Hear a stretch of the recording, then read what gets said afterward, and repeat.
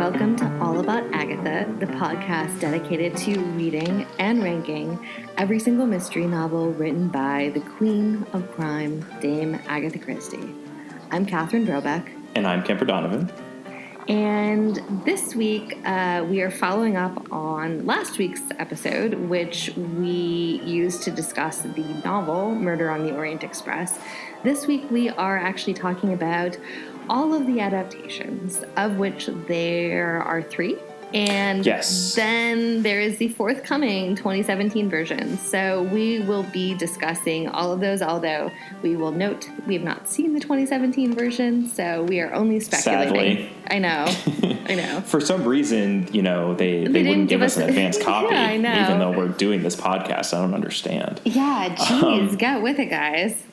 So just a quick rundown. The book obviously was published in 1934, and it wasn't until 40 years later that the first English language adaptation was made in 1974, a very star-studded, well-regarded, both critically and commercially, adaptation. Sidney Lumet directed that. John Brabourne was the producer, and this is often considered the beginning of the quote-unquote good Christie film adaptations. There certainly were adaptations that were Witness good. for the Prosecution. Yes, that being the big one that came before it, but there was also a lot of bad that happened in the 60s, and that really put Agatha Christie off of film adaptations. And interestingly, and this information is coming from, yet again, Mark Aldridge's book, Agatha Christie on Screen, the producer for that 74 Murder on the Orient Express adaptation, John Brabourne, was the son-in-law of Lord Mountbatten, who we've mentioned on this podcast before, a big friend of Agatha Christie's through the years. And it was this familial connection that seems to have played a role in his obtaining of the film rights for Murder on the Orient Express. After the film came out and it was so well received, it kind of opened the door for Agatha Christie. And then very soon after, since she passed away in 1976, the Agatha Christie estate to begin adapting more of her work. So this really is a foundational film and extraordinarily star-studded. Albert Finney is playing Hercule Poirot. We have Lauren Bacall in the role as Mrs. Hubbard. Sean Connery is playing Colonel Arbuthnot. Vanessa Redgrave, who would go on 4 years later to play Agatha Christie herself. Is playing Miss Debenham. Ingrid Bergman actually won an Academy Award for her performance as Greta Olson in this film. Albert Finney was nominated for an Oscar, and I believe the film overall was nominated for 6 Oscars. Ingrid Bergman is the only one who won. And she's very good. She is very, very good in this. She certainly brings a lot to that role, but just a really great classic Christie adaptation. The next English language adaptation was not so classic. This was in 2001, a made-for-television movie starring Alfred Molina as Hercule Poirot. There are 2 other people whose names are recognizable in the cast. Meredith Baxter Birney, who is a denizen of many a television movie. I'm going to be doing a monologue today for my favorite made-for-TV movie, which is the Betty Broderick story starring Meredith Baxter Birney. That's very good then. Okay. Very good then, Mary Catherine. So whenever you're ready, off you go. Okay. Anyway, Meredith Baxter Birney plays Mrs. Hubbard, perhaps not quite as memorable as Lauren Bacall's performance, and Leslie Caron plays the character who is the equivalent to the princess, who was actually played by Wendy Hiller in the 74 version to perfection. So that one's not great. That might be the understatement of this podcast. The next one is in 2010, and this, of course, is the David Suchet adaptation late in the ITV series. That one is also rather star-studded, not quite as much as the 74 version. Jessica Chastain plays Miss Debenham. Barbara Hershey plays Mrs. Hubbard. David Morrissey plays Colonel Arbuthnot. And of course, we have the 2017 version to look forward to, which is about as stuffed with celebrities as the 74 version. But we're not going to get into all of that right now because we actually have a special guest on this podcast for this episode. Oh my gosh, do tell. So we were lucky enough to have a phone call with the aforementioned Mark Aldridge, whose book, Agatha Christie on Screen, we have used so many times on this podcast. So we figured he was the perfect guest to have to discuss Murder on the Orient Express and its many adaptations. So without further ado, let's bring Mark aboard. Great. Welcome, Dr. Mark Aldridge, and thank you so much for taking the time to speak with us about Murder on the Orient Express. Let's just jump right in.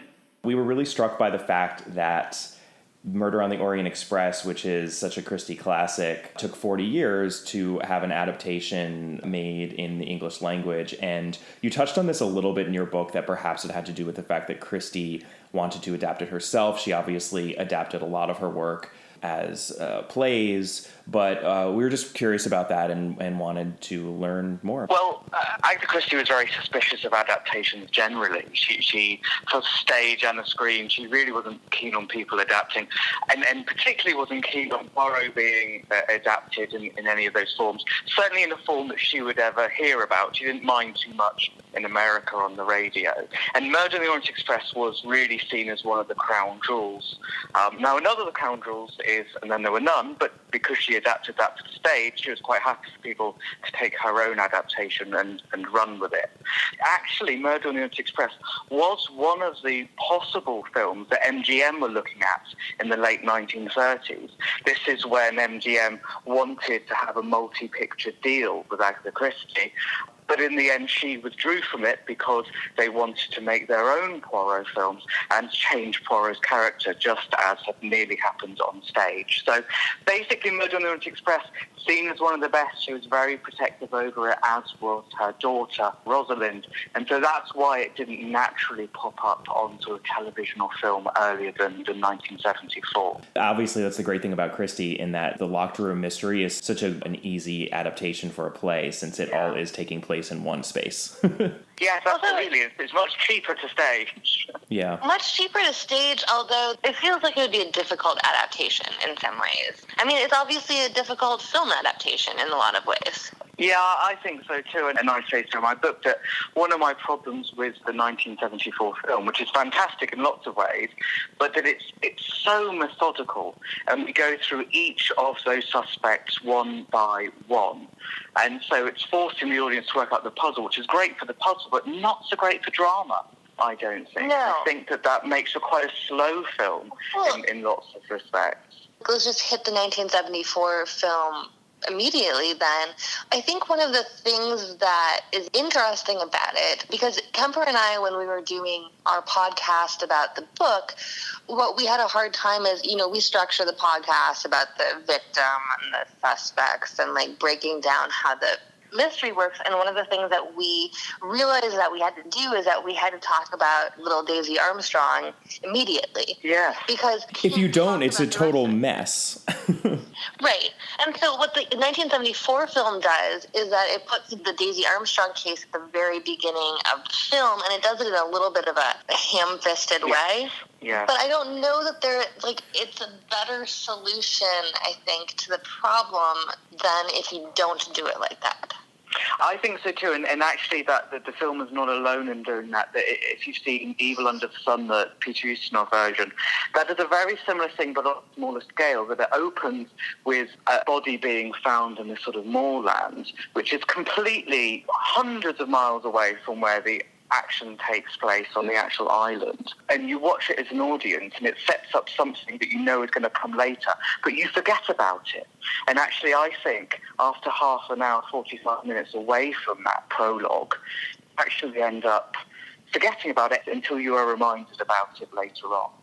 So I don't think it's unusual too much in that regard, and I think that first reel of the 1974 version, for me, is the best bit of the film. I think it's the standout sort of section. Well, you know what it does extraordinarily well, too, is that it takes advantage of its budget in the first reel, right? Yes, absolutely, yeah. On the back of all of those very cheap MGM, Miss Marple, Margaret Rutherford films, which even Agatha Christie herself said, they look like they're made for television. And to sort of forget those and go straight with, as you say, the big budget of Murder on the Orient Express. Well, and, the other thing that I would say about it is if you're dealing with the claustrophobia of the carriage, for the rest of it, it really does open up. They do a beautiful job of filming the train station and the bustle, and, there's a moment where Ingrid Bergman, Greta, is cornered by the then selling the vendors, the vendors in the train station, and her panic is just great. Her panic is great, and the counterpoint to that moment, which was my favorite moment in the train station, is when you have the oranges falling out of the fruit cart, and then the Count and Countess sashay their way through the oranges, and they're just so glamorous, and they're walking on the train. It's so much The Godfather. It's just great. I love it. Well, I think also, if you think about that 1974 film, as far as we're aware, is the second screen adaptation, because the first is this 1955 West German 50-minute live TV adaptation, which is so far removed. And I think actually in lots of ways testament to how strong it is as a story, that you can do a beautiful multi-million-dollar elaborate movie, or you can have 11 people in a room for 50 minutes on live TV, and it can work as a puzzle, which is great. Not many books would allow you to do that. I was going to ask you about that German version. It being a 50-minute adaptation, I can't even imagine. Did they keep all 12 suspects and keep the puzzle intact? We don't know. I would love to know. It doesn't survive as far as we're aware. I asked my sort of German-speaking academic colleagues to look into it as far as possible. Couldn't find it. It's unlikely to exist in that era anyway, but you never know. Got it. But we don't really know much more than that. We've got some of the cast details and a few sort of scant details. But it's part of a series that adapted lots of detective stories. We should touch upon the next adaptation of Murder on the Orient Express, which of course is the 2001 made-for-television movie starring one Alfred Molina. Oh, God. Do we have to touch upon it? We don't need to talk about it substantively all that much. It's a mess. It is a mess. We were curious about, it's sort of a complicated and convoluted story of the Christie estate's responses to both queries about adaptations, and then once the adaptations have been done, whether or not they approved of them or not. But, I have to think that this one was not well received and was a bit of an issue for them, especially given that it's one of the Christie crown jewels. How did that go down? So essentially this comes out of partial purchase of rights or stakeholding in Agatha Christie Limited by Orient, which is a media company, does all sorts of other things. And they very much wanted to make their stamp on what they felt Agatha Christie was. Now, it seems a bit odd to us now, but if you remember back to the late 90s and early 2000s, especially in the UK, there's a real thing about updating things and everything having to seem very sort of whiz-bang modern. And so it seemed for a while that maybe Agatha Christie could have this modernisation. And then I suspect that they probably went, well, we need a big property to sell to one of the big American networks to make our sort of stamp. And Murder on the Orient Express was it. What's that? Appears to be a stylus. It's used for entering data into handheld computers.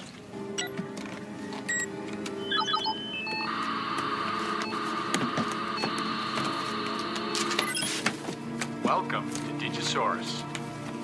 Mr. Perot. Perot? Like the American presidential candidate? Certainly not. The name is Poirot. That is my product, the Abliminator. 15 minutes a day for 2 months, and you, Mr. Poirot, could have a stomach like Brad Pitt in Fight Club. Didn't you just send up your own communication satellite? Yeah, it's been up for over a year. There's no place in the world I can't dial up from. Do you use a handheld computer? Well, sure I do. I'm a gadget guy. Are you missing a stylus? I would like to retrieve something from the trash, a videotape. That'll hardly get you a frozen yogurt. Oh, madame, you dropped your handkerchief. It's not my handkerchief. Well, it has a letter H embroidered on it. Your name is Hubbard, I naturally assumed. It's 2001, Mr. Poirot. Who carries around embroidered handkerchiefs anymore? I don't think you'd offend anyone at all involved with Agatha Christie if you said to them, that one wasn't very good, because nobody thinks it was. Yeah. I was a little horrified yet intrigued by, at the end of that clearly there was a plan to do more. As for Vera Rossakoff and myself, well, discretion commands that I be silent for the moment. But perhaps in due course our further adventures will present themselves for your attention. Just out of curiosity, I mean, obviously it never happened. Do you know which novels they were planning to adapt. And I don't think it got any further than that. Okay. Tag scene. I don't think there was anything more. There are loads of scripts from that era that the family archive still hold, and there's no other Poirot scripts for that. And I spoke to her grandson about it, and he was quite sort of diplomatic but clear that nobody really felt that it worked, and so there weren't really any further plans. It's such a shame because Poirot and Vera Rosikoff, as brought to life on the screen in that movie, just had such chemistry and such an interesting, nuanced relationship. Isn't it amazing? Hello, Hercule. Vera, what are you doing here? I have always had a desire to ride the Orient Express. It is beautiful and exotic. The same is said about me, as you well know. Yes, I know that very well. I thought it would be a fatal error in judgment to live one's life without experiencing it.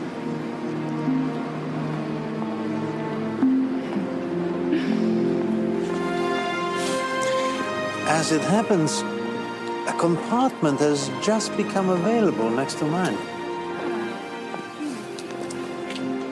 With a connecting door. I think what I find quite frustrating about the whole adaptation is that you absolutely could bring Murder on the Orient Express into the present day if you really wanted to, but not by just sticking computers in there and having belly dancers and stuff all over the place. You say, well, what is the modern political equivalent of this? How do we shoot it in a way that makes it feel like a really modern film, that it's not just a cheap TV movie, which it ends up feeling like, although it probably wasn't that cheap, but nevertheless feels very cheap. And there's so much you could do, and yet they go down the route of, we've got a PDA. Yeah. Right. But you know, the other thing that I found upsetting about it is that they changed the number of knife wounds to 9. Yeah. Yeah, because they cut characters. The entire point is that there's 12. Of course. It's very difficult to do that in 90 minutes. Right. And so what do? Well, you just get rid of a few. How do you define a jury, and how do you define how you mete out justice, right? That is essentially at the crux of the book. Yes. And so by getting rid of that, you're getting rid of the crux of the book.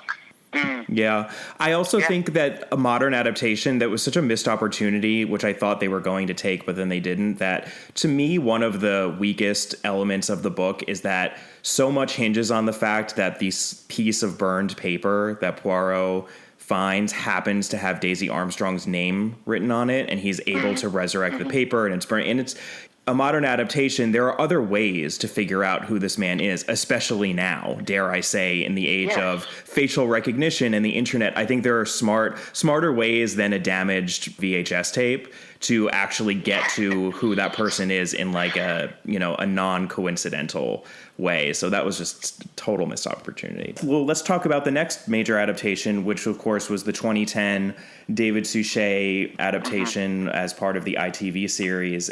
We've talked a lot on this podcast, Mark, about how that series changes in tone in the later seasons. There's obviously a darkening that happens, and it's probably most apparent in this adaptation. Cassetti's whiskey was drugged so that he was awake, but could not react to anything. We needed him to know of his execution. It's just so dour, and Poirot is just so unhappy.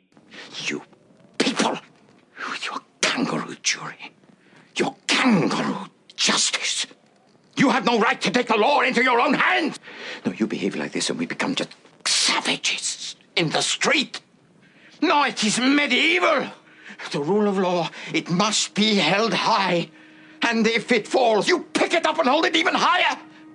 For all society, all civilized people will have nothing to shelter them if it is destroyed. There's a higher justice than the rule of law, monsieur. Then you let God administer it, not you! The final sequence where he is walking away and he's let all these people go and he just seems to be completely beside himself. It's very well done, but it's also just a very unpleasant kind of an adaptation. But you talk about this in your book, and I think you put it quite well, where you say essentially, I don't want to put words in your mouth, but they're going for a specific thing and also probably realizing that viewers have seen the 1974 version. So it's almost taking the mystery for granted and then taking an angle on that given the predilections of the series. And I think really David Suchet, I mean, I've read the Poirot and Me book, and what I was struck by in that book when he talks about Murder on the Orient Express is how he, obviously, I mean, we're huge fans of David Suchet and the way that he's brought Poirot to life in that series. But it almost seems to me like he convinced himself that this preoccupation with Catholicism and themes of justice is in the book itself, because he talks about reading the book to make sure that his take is warranted by the text, and I just don't know if I agree with him. I don't think it's in the book at all. No, and I agree. And actually, I remember watching it for the first time and being very surprised by how overt the whole Catholicism thing in particular was, especially at the end. And it felt to me like a movement, especially of the Poirot in the series. And in actual fact, I went back and I looked through the Poirot books, novels in particular, to see how many references there are, and they are there. But actually, it's not as prominent as you see. But what I think is interesting about the way that it does it is that it's just something for Poirot to hang on to in terms of him questioning what justice is and what the right thing is to do in this sort of situation.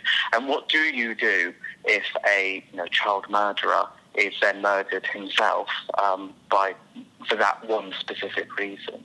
And I think that it opens a really interesting avenue that culminates in Curtain, that having Murder on the Orient Express this late in the run of Poirot's means that it acts as a prelude for me. It acts as a prelude for what happens in only a few sort of adaptations later, really. Which is Curtain, which is 3 years later. And we're really on that trajectory then of Poirot doubting himself a little, or at least asking what he should have done. So I find that really interesting. I know a lot of Agatha Christie fans despise that adaptation. I don't. And I'm quite happy to say that I like it in lots of ways. I don't think it's one of the best, but I think it's an interesting adaptation. No, I totally agree with that. And I think I think what's interesting, I never thought about it until you put it that way, but there's a coherence to the order in which the novels are broadcast in that series that I appreciate. There's a character consistency and there's an arc, and they're moving toward where they get in Curtain, and it's very well done, and it's following the rules of drama and all of that. However, it's of course not the order in which the novels were published, which is I think why the purists get annoyed. And we came across that. It's very stark in The Big Four, which is an early Poirot novel but a super late David Suchet ITV series episode, and because of that it's just totally different, but it is consistent, and they're being responsible toward the series. So I agree with you. I think it's really interesting, and I appreciate the coherence to the series. It's just that it's not the same as the novels as originally presented, but adaptation does not have to necessarily be slavish.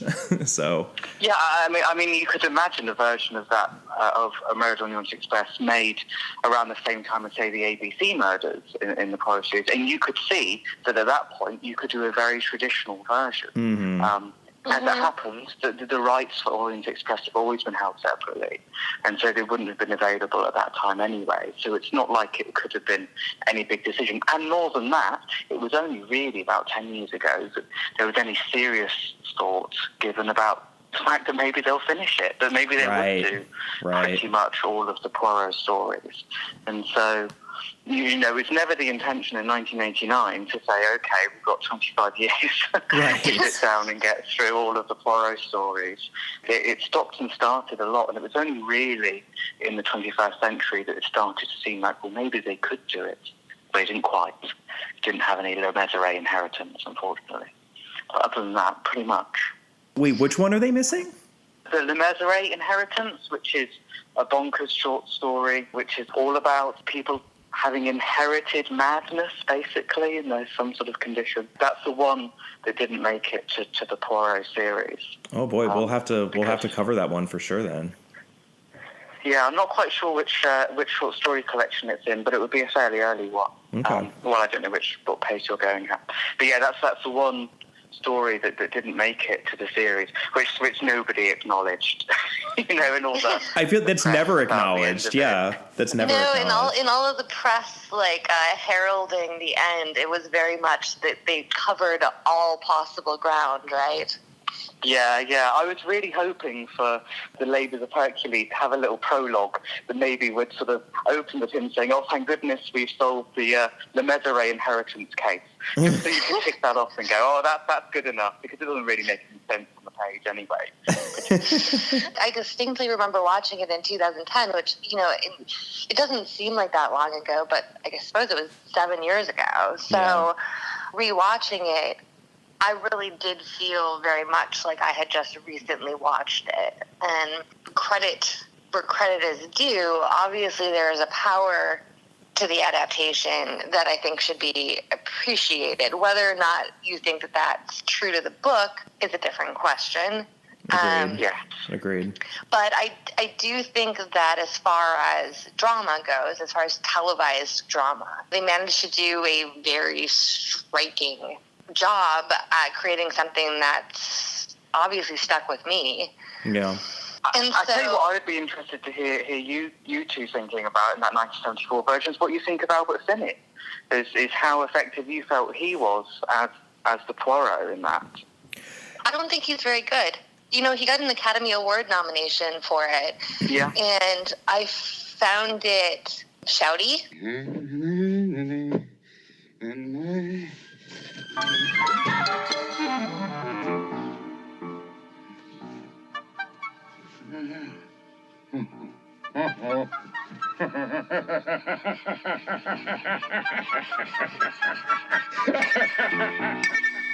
Yes. And I thought that a lot of it was caricature, and his accent is terrible. Colonel Arbuthnot, you are the only passenger in the Cali coach who smokes a peep. I agree with all that, but I disagree with not liking it. He was making a lot of decisions with the way that he played that role.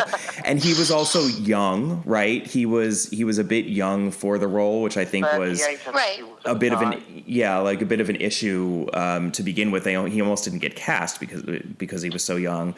And I think it is caricatured, it is very mannered, it is odd, but actually, given how staid and plotting and episodic that movie is, I actually think he helps the movie tremendously by being as over the top as he is, with almost an impersonation of Poirot. And the 2010 version is doing something different, and it's David Suchet, and he's going to have a consistency to his performance, so he was never going to be caricatured. He certainly does not provide... He does the opposite, where there's I almost needed relief from him in that episode because he was so dour and so just distraught all of the time.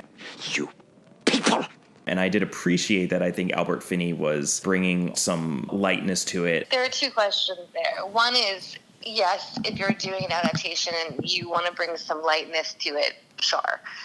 But if you're talking Not necessarily, but you can, and I appreciated it. But the book, especially when you're rereading it, is missing a level of gravitas.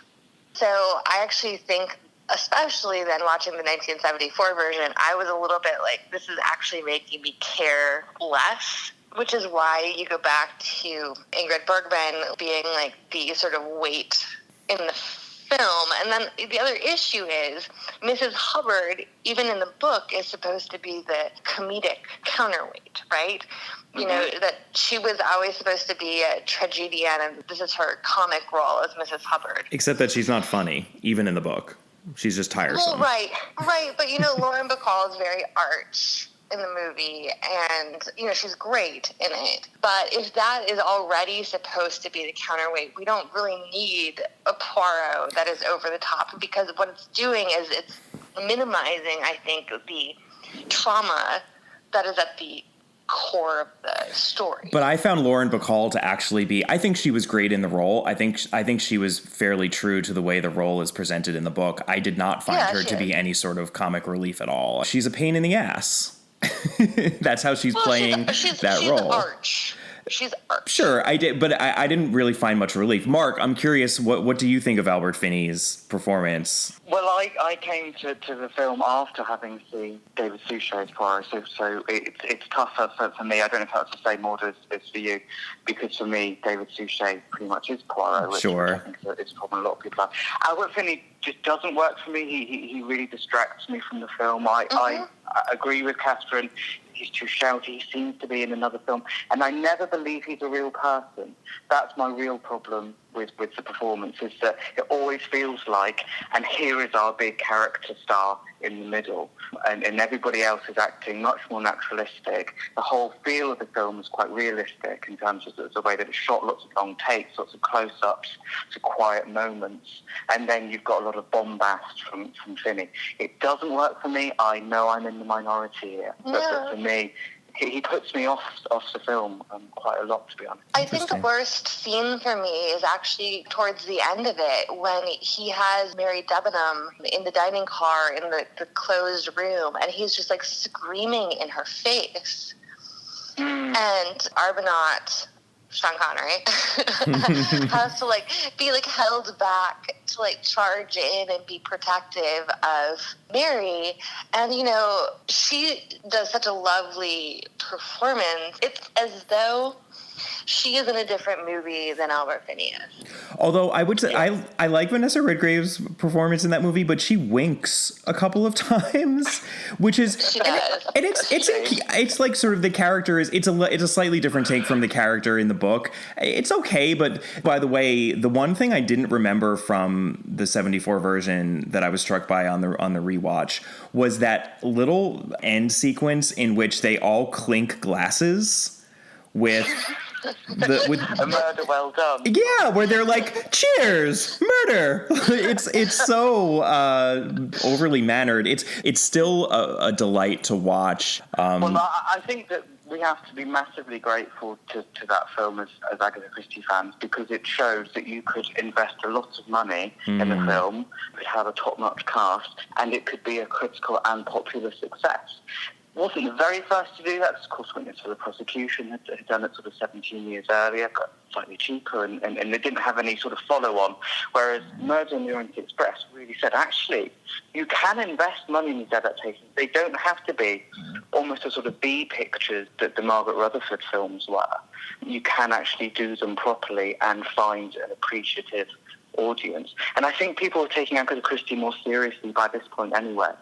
Her best reviews come from the sort of 60s onwards quite often, which is not generally seen as her best period of writing. But the reviews were very strong. She started to be held in higher esteem because I think that distance had passed and she'd proven herself over the course of however many years, more than 55 years by that point. Right. I mean, the only other thing that I would say against Murder on the Orient Express is that were it not for the critical and popular success of Murder on the Orient Express, we would probably not have Agatha, the movie. Starring Vanessa Redgrave. I feel very strongly that we can probably blame the existence of Agatha on the success of Murder on the Orient Express. Yeah. Oh, I wouldn't blame it for that. That's a very direct line to draw.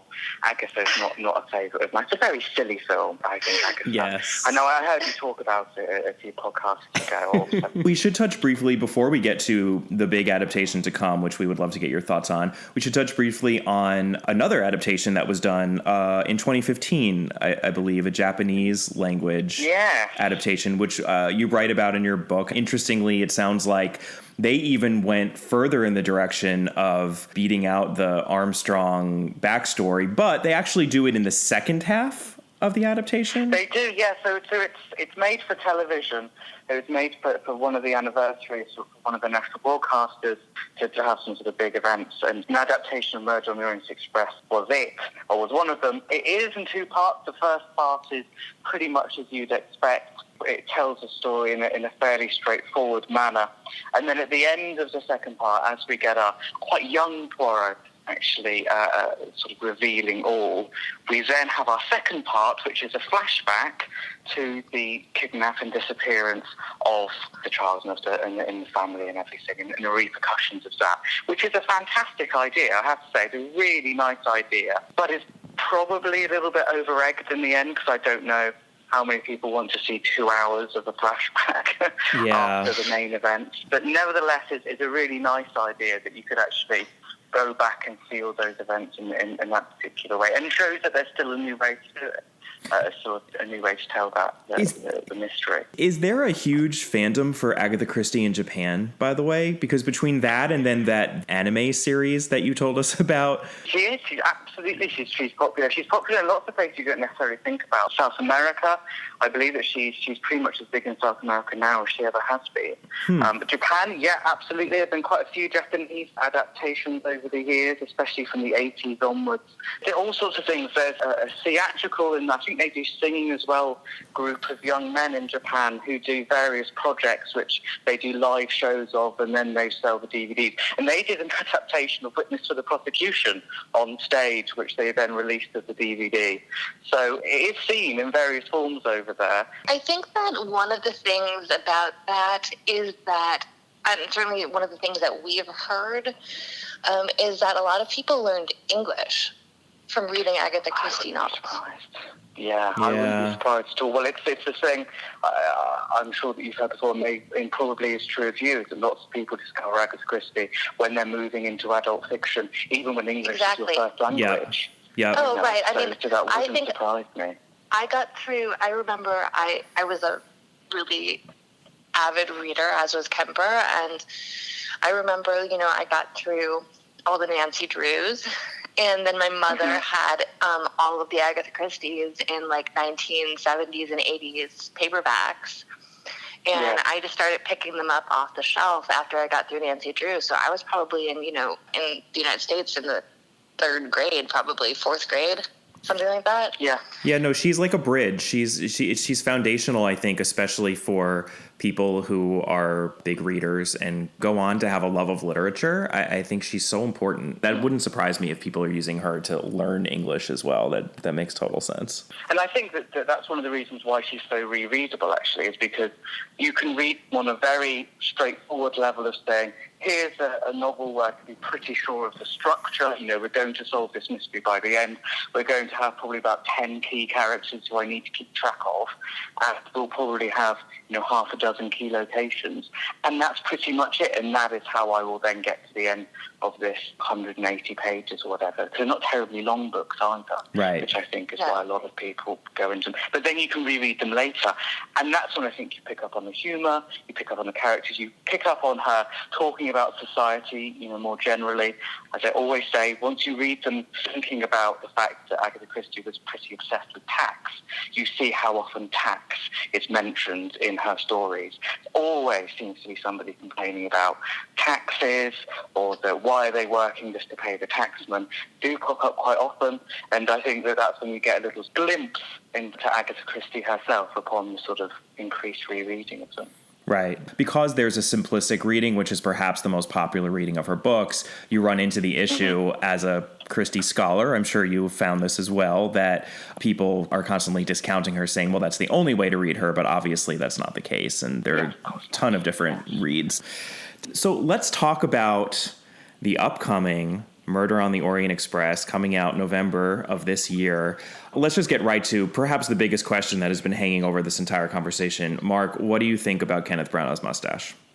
Actually, the moustache is one of its least problems. I don't mind it being this ridiculous big moustache, because you look at it and it looks silly. But then I suppose any particularly striking moustache will do in this day and age.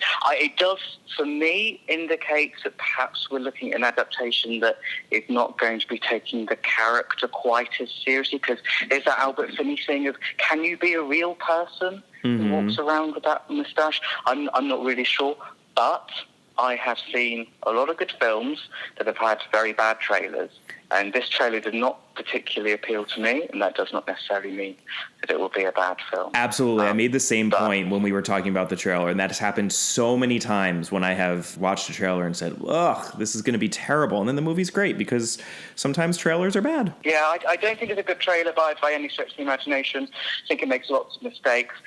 You said yourself about, the song at the end is hilarious. The way that Poirot is introduced is not a good way. And Catherine, I think you were saying on Twitter about how lots of people think Johnny Depp was Poirot in it. And yes. I'm still getting people telling me that they think Johnny Depp is Poirot in it, having seen the trailer. Even now more convinced that Johnny Depp is playing Poirot. Part of it has to do with the fact that Johnny Depp, to a lot of people, seems like the biggest star in that movie. Yes. So they're going to assume that he's and Poirot. it's the kiss of box office death at the moment. So true. Right. Possibly not the greatest of choices, but it'll be interesting. I find the casting this is what I could understand from the trailer, and I think it's probably a lot more true in the UK than maybe it is over there. But there are lots of names in the trailer who are very well known in the UK. A lot from television, actually, more than film, but very respected, actors. And the idea that they just sort of get ticked off a box quickly as the camera goes past and their character name or description appears above their heads seems to me a really odd way to sell a film that actually has got a very good cast. I don't know why they seem to be hiding that away and emphasising the atmosphere, which actually makes it seem a little bit silly. Yeah. But that's more likely to be a trailer issue than it is for the film, because you can't sustain the type of atmosphere and frankly, unintentional hilarity that there is in that trailer. I think the funny thing about the 1974 version is you have somebody like John Gielgud playing essentially a very minor role, right? Yes. That set the precedent, really, hasn't it, though, now? It feels like every role really needs to have a name attached, because otherwise it's going to be seen as lesser than the 1974 version anyway, I guess. I'm actually such a nerd about this that I created a spreadsheet of the of the characters and the people who play the characters in the 74, the 2001, the 2010, and the 2017 films. And there are like 11 characters, Poirot and 10 characters that in the 74 and 2017 movies, they seemed to feel warranted stars. And in both those two films, just from my general sense and overall film knowledge, I counted a major celebrity in every single one of those 11 roles except for one. In the 74 version, the only person that I thought was not quite a star was Rachel Roberts playing Hildegard Schmidt. And then in the 2017 version, the only person who's not a star was Lucy Boynton, who plays the Countess. But otherwise, there are stars for Poirot, Mrs. Hubbard, the Princess, Miss Debenham, Cassetti, Colonel Arbuthnot, McQueen, Masterman, Greta Olson, the Countess, and Hildegard. And then the 2001 version obviously has no one in it. Or in some cases, those characters don't even exist. But the 2010 version actually does really well for itself. I mean, it's got some pretty high caliber people in it. So there are obviously 4 roles that are the biggest and seem to always get the stars, which is Poirot, and then 3 women. It's Mrs. Hubbard, the Princess, and Miss Debenham. The list of people that have played Mrs. Hubbard is, Lauren Bacall, Barbara Hershey, and Michelle Pfeiffer, and Meredith Baxter Birney. And, the Princess, Eileen Atkins, Judi Dench, Wendy Hiller, and Leslie Caron. It's just interesting that it feels like the 2017 version, they were saying to themselves, okay, we need to make this as stuffed with celebrities as the 74 version, and they pretty much made it exactly as stuffed, which is quite a feat. Yeah, I think they've done extremely well on that casting. And, of course, Murder on the Orient Express has got to avoid the thing that you see in a lot of the TV movies of where the only star name has to be the person who committed the murder, which almost always happens in the TV movies of the 80s and 90s in particular. So I guess that makes a bit of a difference as well. True. Although it's interesting to me that they put Daisy Ridley, I'm assuming, is playing Mary Debenham, right? Yes, yeah. Yes, she is, yeah. I guess it's just making the assumption that everybody on Earth saw Star Wars. I think that's a safe assumption to make. Okay, well, I think we should probably let Mark go. We so appreciate you making the time for this call. And if you had any final words, feel free to share them. It's been a pleasure. It's always great to chat with Agatha Christie to anybody who will listen to me, because I bored everyone in the real world into submission in terms of the amount that I end up talking about her. So it's great. And continue the good work on the podcast, because I really enjoy it. And I can't wait to hear what you've got to say about the likes of Elephant Can Remember and Poston of Fate. So I'm really looking forward to hearing about those. You've got to keep going. Really encouraging us to just keep going for apparently years if you're looking for Poston of Fate. Yeah, that'll be, about 5 years from now. But yes, we will definitely have some thoughts on that one. Good. All right. Thank you very much. All right. Thank you so much, Mark. Really appreciate it. That was fantastic. We are so grateful to Mark for joining us and giving us his valuable time. He could have probably watched several non-English language adaptations of various obscure Agatha Christie works in the time that he took to sit down with us, so we really appreciate that. We do. In the wee hours of our Los Angeles morning and in the hopefully nice afternoon in England. Yes, the not-so-wee hours in England. So that brings us to an end of Murder on the Orient Express, both book and adaptations. We feel armed with lots of knowledge moving forward, especially for this big, splashy adaptation in November. So when that film does come out, rest assured, Catherine and I will be talking about it. We have a date planned. We will be sitting in a theater somewhere in Los Angeles. We will have some popcorn. I might have some Junior Mints. I might even have some sour gummies. I don't know. I might go crazy. Junior Mints, the best theater candy. So refreshing. Oh gosh, especially after a handful of popcorn. The contrast, it's amazing. I'll have a giant Diet Coke. It will be great, and we will fill all of you in on our opinions of the film when we see it. Absolutely. So we hope that you feel armed as well. Next week, we will be going back to our Miss Marple. Dear friend, Miss Marple. Kemper's favorite. Another short story. It's my happy place. We'll be going back to my happy place. It's been a little cold, a little scary on that train in Yugoslavia. So I'm very excited to be returning to Miss Marple and the fireside at which the Tuesday Night Club tell each other stories, and then Miss Marple schools them. And the story that we will be reading is Motive versus Opportunity. Ooh. Interesting. Intriguing. So join us for that. And in the meantime, please do contact us via email at allaboutthedame@gmail.com or on Twitter at allaboutthedame. Please feel free to contact Catherine directly at Brobcat or me at Kemper Donovan or on our Facebook page, All About Agatha, or on Instagram at All About Agatha. And do leave us a rating and review on iTunes, as that really helps out the podcast. And we will see you next week. Bye. Bye.